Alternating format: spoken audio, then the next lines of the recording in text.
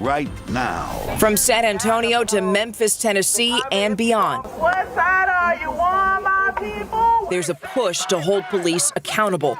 One local group hopes to create change in their own way. We know are having issues with officers and are wondering, where can I find out about this officer and if they have a history or a record of this. Others are taking to the streets after the death of 29-year-old Tyree Nichols in Memphis, Tennessee. Mom! New video of the encounter with Memphis police coming to light today. At the end of the day, this shouldn't have happened. Tonight, the call for change is familiar, like the protests that we saw after the shooting of Michael Brown in Ferguson or even George Floyd in Minneapolis. And now the case of 29-year-old Tyree Nichols, who died after a confrontation with officers in Memphis, Tennessee. Police there just released video of that confrontation earlier tonight. Now, before we go to that video, we're letting you know that it's graphic, it's disturbing. ABC's M. Wynn is tracking the story for us tonight. Tonight, 4 graphic videos newly released by authorities in Memphis capturing the moment 5 now fired police officers stopped and beat unarmed 29-year-old Tyree Nichols after a traffic stop. Officers seen savagely kicking and punching Nichols and deploying pepper spray. Nichols, not far from home, desperately calling out for his mom. Mom! Police saying they initially pulled Nichols over for alleged reckless driving. You can see in the video an officer drag him out of the car, yelling for him to get down on the ground. Nichols saying he didn't do anything. Police adding that he fled on foot. Also captured on a city surveillance camera, you can see officers pick him up from the ground, holding him up while officers appear to strike him in the face and torso. Nichols falls to his knees and additional officers kick him. The avid skateboarder and father to a 4-year-old son, critically injured, dying 3 days later in the hospital. The city's top police official calling the encounter heinous and inhumane. We say fight back! Tonight, protests across the nation as the officers allegedly involved Tadarius Bean, Demetrius Haley, Desmond Mills Jr., Emmett Martin III, and Justin Smith each face second-degree murder and other charges, including aggravated assault and kidnapping. An internal investigation concluded the officers used excessive force and failed to intervene or render aid. The Nichols family spoke out tonight after the video was released to the public. This video illustrates exactly what happened on those streets that night. This also justifies our son, showing that he was no threat to them. I just feel like my son was sent here on an assignment. His assignment was fulfilled, and God took him home. In Memphis, M. Wynn, ABC News. And here at home, the activist group Act4SA is continuing its push to hold police accountable. Now, when it comes to San Antonio, the group says that it's compiled hundreds of San Antonio police suspension records. It put an online dashboard together. The records date from 2010 to roughly last summer. Act4SA Executive Director Ananda Thomas says that the group gathered info from open records requests, SAPD's website, and also media reports.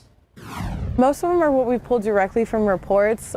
Some of them we did have to summarize a little better to fit in the box. So she says the dashboard is going to be updated a few times a year. She says now there's no excuse for other police departments that hire SAPD officers with bad records to claim ignorance. Meanwhile, the SAPD says that it already posts suspension and arbitration records on its own website. But here's the thing, though, we checked. And tonight, the links to those records only go back to December of 2020. Now to a Nightbeat update. Friends coming together for a family involved in a deadly crash in Comal County. They're raising money through a plate sale as the sole survivor remains in the hospital tonight. The crash happened on FM 2722 Sunday evening northeast of New Braunfels. According to DPS, a pickup veered into oncoming traffic and collided with a family inside an SUV. Both people in the pickup died and 5 others in the SUV were also killed.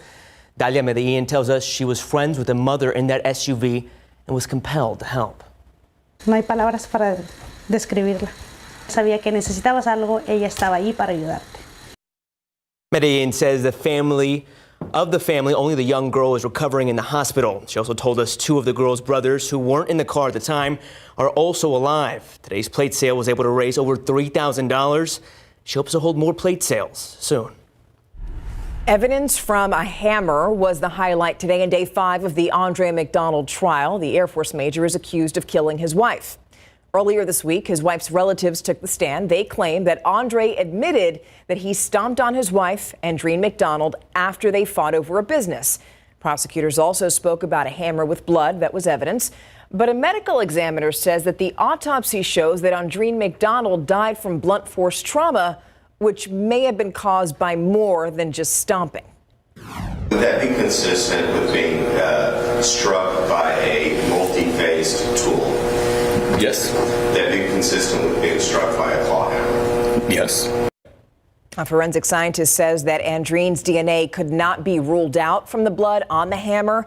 Andreen's remains were found on a ranch in North Bexar County back in 2019. KSAT will continue to cover the trial on Monday when prosecutors are expected to rest their case. At this point, though, it's unclear if the defense is going to call anybody to testify. New tonight, New Braunfels police say that crime is going up as the population there grows. So in order to keep up, they want more training, equipment, and crime prevention programs. And that's where voters come in. The police department wants voters to approve creating a district and a board that would allocate more money to the police department without raising taxes. But city council members shot that idea down. So the night team's Patty Santos tells us the police union is now trying something else to let voters decide. New Braunfels police officers are walking the streets collecting signatures to get city council and voters to consider the formation of a crime control and prevention district, or CCPD. We're forced to circulate a petition to get signatures of registered voters in the city of New Braunfels to force council to create that board. Union President Joe Tobar says if voters approve the CCPD's creation, the city would reallocate about $3.5 million from the $9 million that was allocated for the city's Economic Development Corporation's budget. New Braunfels already collects the max amount of sales tax that it can collect, and right now the Economic Development does receive 3/8 of a cent. There's no new tax. The petition is simply forcing the city to put the creation of the CCPD up on the spring ballot and let voters decide. If the need is not there, then they can dissolve it. The initial election for it is only good for 2 years. New Braunfels Police takes about 51% of the city's general fund expenditures. Police say the extra money would be used for training, hiring, equipment, and other crime prevention needs. At December City Council meeting, those against the creation of the district said the general budget and annual requests should be enough to cover public safety needs. I just personally don't believe creating this right now, this minute, is the most effective way, because when you look at the bigger picture. I do not believe that New Braunfels needs a new tax, a new board, or new rules, or to change the way the budget works in order to fund public safety. And the union has until next Friday to get more than 3,200 signatures. They are hosting several events throughout the week. Now, there are several cities in Texas that already have a crime control and prevention district. In Bexar County, Balcones Heights, Leon Valley, Kirby, and Windcrest are among those cities. Patty. Now for a look at some of today's big headlines in your Nightbeat News Flash. San Antonio police are searching for a gunman who shot and killed a man inside a home.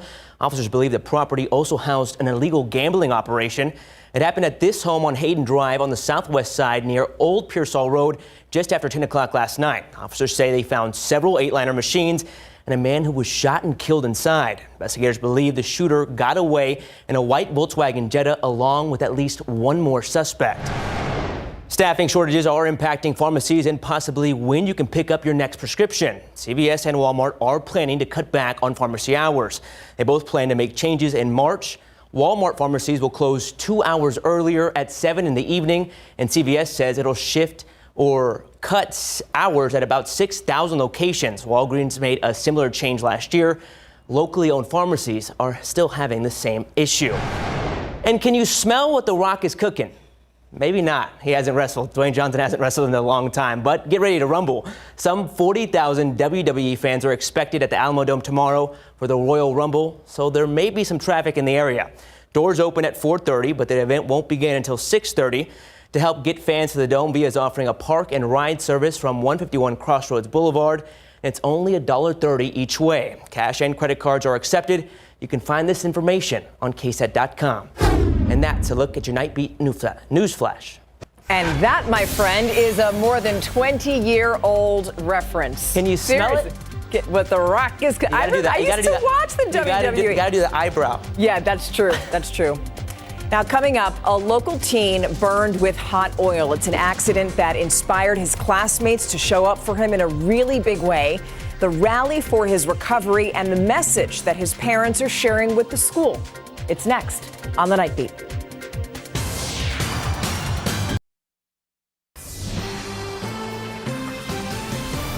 New on the Nightbeat, a school tradition is now being used to turn a tragedy into hope. 14-year-old Marcus Rutledge was left with severe burns to over 85% of his body after an accident in the kitchen over the holidays. Tonight, I got to visit with his classmates who are raising money for the Rutledge family through their school festival. The McAuliffe Middle School Rockets are rallying together using their school carnival to help one of their own, 8th grader Marcus Rutledge. It was just really easy. No one really thought about it, just said, get the monies to Marcus. Here, everybody's family, so we want to, help everybody, make sure everybody's okay. Rutledge is recovering from an accident on Christmas Eve. His parents say Marcus was joking and playing around just as he normally would. He did a handstand, and he lost balance, so his feet went forward on the counter, and it hit the pot, and it just fell with that hot oil on him. The 14-year-old spent Christmas and the past month in the hospital. They're going 15 different procedures and skin grafts, and there could be more to come. I've heard him scream, cry, as they change his dressings. But his mom and dad say Rutledge is in good spirits and still tries to make everyone laugh, something his classmates have come to expect. He was a really funny person. He would make a lot of bad jokes, but he was just a really fun person to be around. He would always lighten up the mood. Now those classmates hope to give back. Thank you so much for helping us. Yes, ma'am. Each booth an effort to bring in donations, like this favorite. Duncan, an administrator. School's goal is to raise $3,000. We only ask for prayers, and anything else anybody can do, we're grateful for. Although Rutledge couldn't make it, he still has a message for his friends. That he loves them and he appreciates all of them, and that he's so happy, to have the friends that he has, and that the only thing he says is, Mom, let him know to keep on praying for me. Something to note at that event while I was there is that everybody I spoke to said referred to family when speaking to Marcus and just other students at that district. But Mom and Dad tell me Marcus was released from the hospital an hour ago and will be able to continue his recovery at home. They hope he'll be fully recovered by this time next year. And Marcus, we are rooting for you here at KSAT. Yes, we are. For months, people donated money for the victims of Uvalde. More than $22 million started going to beneficiaries in November. And as of tonight, about 95% of those funds have been dispersed. That's according to the National Compassion Fund, which is handling those donations. There are about 500 beneficiaries. Right now, there are about 17 minors, though, that still need to turn in the necessary paperwork before they can get their portion of that fund. The National Compassion Fund says that it told families to submit those documents, but until then, it's really uncertain as to when those payments are going to go out. This right here, the grills are set to sizzle tomorrow. It's all part of the San Antonio Stock Show and Rodeo Junior Pitmaster competition, and a group of Jefferson High School students are going to put their barbecue skills to the test as they cook up, listen to this, JP, chicken, brisket, and pork spare ribs. That sounds delicious. I bet you want to judge that. Yeah, I would. I'd love to judge anything they have to cook. And a great day to grill, too, because it's nice, cool outside. Yes. So these kids are going to be competing against teams from across Texas tomorrow. And the huge deal here is that the top prize is a $20,000 scholarship. All right. So if you're looking at your screen right now, you're like, OK, it's 49 degrees right now. Timing, super, super important. But I would think that if you're standing in front of a grill, you're probably exactly. If you hot. Grill out in the summer, yes. You're sweating because the heat of the grill and the sun on top of it. So right now is perfect.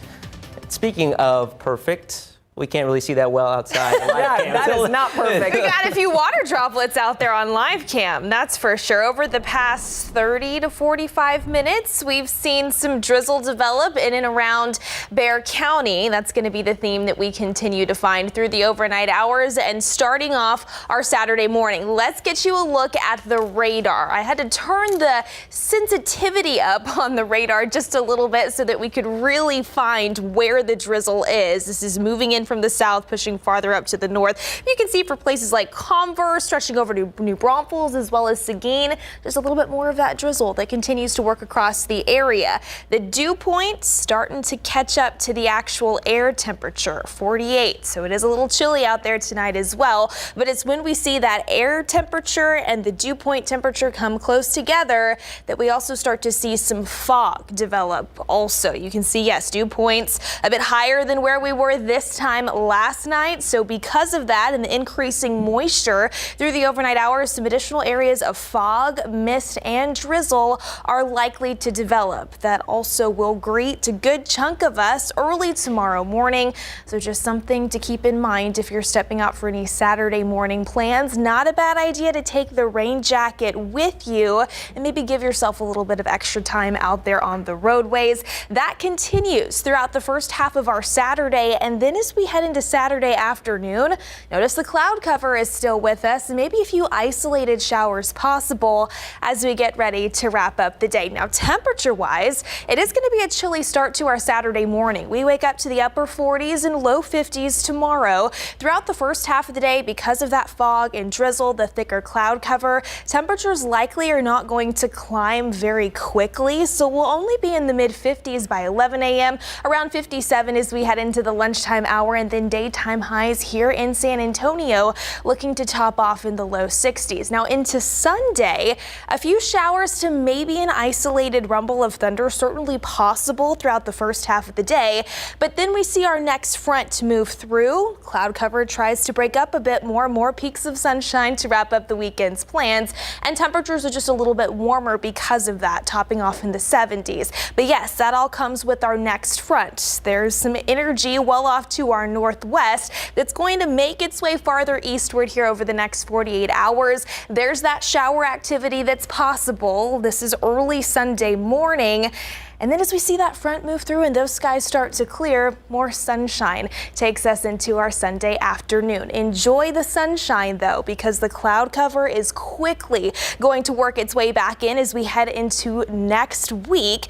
And also along with that, we've got multiple chances to find some additional rain out there. Rain chances look to build into Wednesday. So yes, you will want to keep the umbrella handy next week as well as the jacket, because behind that front, cooler than average temperatures return, guys. This is what you call a Texas winter. There you go. Texas That's January. it. Thank you. We got it. Thank you. We'll take any cool temperature we can get. Yes, of course. All right, Larry, we were all pulling for the Cowboys, and much of San Antonio was, but UTSA head coach Jeff Traylor was rooting for the guys on the other side of the field because he's got some Roadrunner talent. Yeah, absolutely. Coach Traylor said, it's easy for me. I'm pulling for the 49ers because of Spencer Burford, offensive lineman. He's the starting right guard for San Francisco. From Wagner to UTSA to the NFL, he is living out his dreams. Plus, will Patrick Mahomes play Sunday in the AFC Championship? Coming up. Pro football coverage, powered by Davis Law Firm. San Francisco 49ers rookie offensive lineman Spencer Burford is living out his NFL dream. He was drafted in the 4th round by the Niners and impressed so much during training camp he won the starting job at right guard. And now he's getting ready for the NFC Championship. Before the divisional round against the Cowboys, we spoke with Burford. And of course, we had to ask him about UTSA football winning its 2nd straight Conference USA Championship game. That was the dream going into it. When I committed a long time ago, building up a program. Of course, we started from where I'm older than the program. So Traylor came in and did what he had to do. Of course, he gained the trust of it. He established the culture there. Guys bought into the system, and now they're reaping the benefits from it. And so that was the ultimate goal, and that's what they've been doing. And I wish and I pray nothing but, successful things upon their coaching staff and those players because they work hard for it. I know what they've been through. I know, the critics say, I know what people say because I've been in it myself. He is a good dude. When the Eagles host the Niners Sunday for the NFC Championship, they'll be 2.5-point favorites at Lincoln Financial Field. The Eagles went 7-2 at home this season in front of the most hostile fans in the NFL. Back in 1968, in the last game of the season, Eagles fans pelted Santa Claus with snowballs during a halftime show. This incident is so famous, it has its own Wikipedia page. Their fans certainly supply the Eagles with a great home field advantage. It's so important to us. It's so important to us. Our crowd inspires us. Our crowd makes it difficult for the opposing team with how much communication that has to happen in this great game. And so and they're hostile. They are hostile, and I knew that as being an opposing coach that coming here, how intimidating it can be. Philly will host the Niners Sunday at 2 p.m. Now, the AFC Championship game will see the Bengals at the Chiefs. Kansas City head coach Andy Reid said today quarterback Patrick Mahomes will start. The Red Raiders suffered a high ankle sprain to his right leg last week against the Jaguars in divisional play. Mahomes missed a drive, but he went back into the game and he toughed it out. Him coming back in just kind of, shows his toughness. We all knew he was tough. We knew he's competitive and all that. So, seeing him come in and finish the game, that was, really cool to see. We know he's a tough guy and we knew he could do it. And, I feel like he's progressing well right now. He's doing some stuff in practice. He's starting to, feel, how he should feel, coming up game time, So I think he's excited to be able to get out there and compete. And that's how he is. He's a competitor. So it's going to be exciting to see him play. Kansas City will host Cincinnati Sunday at 5:30. The Clippers beat the Spurs last night 138-100 to extend their winning streak to a season-high 4 straight, while the Spurs dropped their 4th in a row. Paul George scored 35 points and Kawhi dropped in 27. KBD is impressed with that duo. When he's healthy, he's one of the best players in the league, and without a question on both ends. That kind of makes both of them unique, is that they're not just one end of the floor, they go both ways, and they're really, really good when they're hitting shots like they were tonight. Kind of helped them with that a little bit, but when they're hitting shots and active on the defensive end, they have to be, and they get everybody else involved too. They don't just do ISO the whole time. They move it, they hit the next man, they cut it. It just kind of makes that special in that sense. Spurs will host the Suns tomorrow night at 7, the start of a 4-game homestand for San Antonio. Boys and girls high school basketball coming up after the break.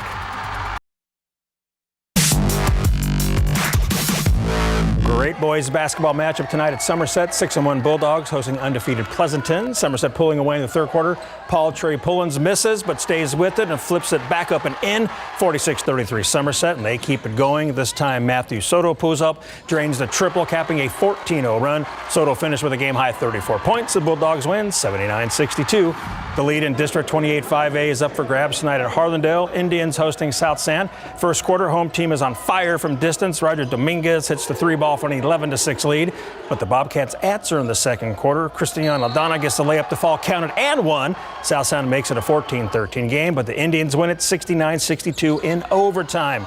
Girls hoops at Paul Taylor Fieldhouse, District 28 6I, Brandeis facing Johnson. Great start for the Jags. Jashiel Johnson knocks down the mid-range jumper to make it 10-0 Johnson. Brandeis cuts it to the deficit a few plays later. In transition, Mia Ramos calls glass for 2. Broncos make a game of it, but the Jaguars hold them off to win a close one, 54-52. Congratulations to Providence Catholic guard Callista Martin for reaching 1,500 career points. The junior guard needed 16 points to hit that mark, and she did it off 2 technical foul shots. The crowd goes crazy. She scored 28 points tonight. So again, congratulations. Congratulations to her indeed. That is amazing. Do you know how many shots you have to make for 1,500 points? You're going to figure it out for us. No, I don't. That's why we're here on the desk. But it's, well, we know that it's right. We know that it is a lot. Thanks for that, Larry. You got it. And we'll be right back after this.